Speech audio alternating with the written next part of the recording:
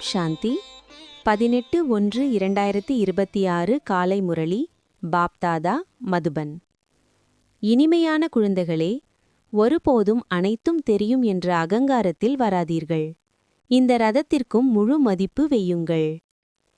கேள்வி: குழந்தைகளாகிய உங்களில் பதமாபதம், அதாவது பல மடங்கு பாக்கியசாலி யார் மற்றும் துர்பாக்கியசாலி யார்? பதில்: யாருடைய நடத்தை தேவதைகளைப் போல் இருக்கிறதோ, யார் அனைவருக்கும் சுகம் கொடுக்கிறார்களோ அவர்கள் பதமாபதம் பாக்கியசாலிகளாவர். மற்றும் யார் தோற்றுவிடுகிறார்களோ அவர்களை துர்பாக்கியசாலிகள் என்று சொல்லப்படுகிறது. சிலர் மகா துர்பாக்கியசாலிகளாகி விடுகிறார்கள். அவர்கள் அனைவருக்கும் துக்கம் கொடுத்து கொண்டே இருக்கிறார்கள். சுகம் கொடுப்பதை தெரிந்திருக்கவே இல்லை. குழந்தைகளே, உங்களை நல்ல விதத்தில் பாதுகாத்துக் கொள்ளுங்கள் என்று பாபா கூறுகின்றார். அனைவருக்கும் சுகமளியுங்கள்.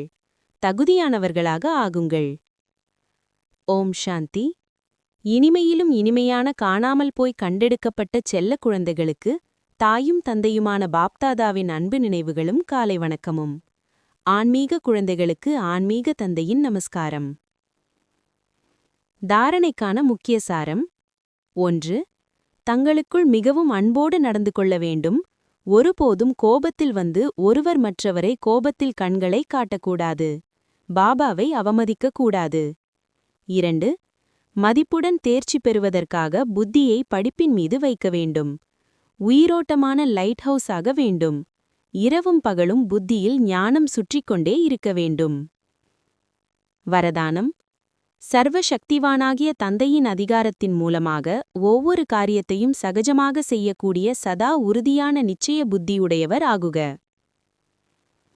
நாம் அனைவரை காட்டிலும் உயர்ந்த சர்வ சக்திவானாகிய தந்தையின் அதிகாரத்தின் மூலமாக அனைத்து காரியங்களையும் செய்பவர்கள் நாம் என்ற நம்பிக்கை, அதாவது நிச்சயம் உறுதியாக இருக்கட்டும்.